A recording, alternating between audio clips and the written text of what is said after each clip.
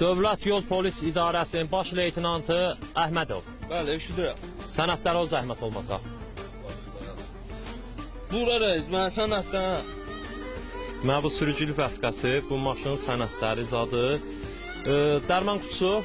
Bax, dərman kutusu da var, alov söndürən də var. Bəs magnitofonun var. Mikrofon? Ha, mikrofon var. Oyun havaları var. Var. Bunda bir dənə oyun arabası qoy zəhmət olmasa. Ha, Balaca səs ver. verdim. Ha.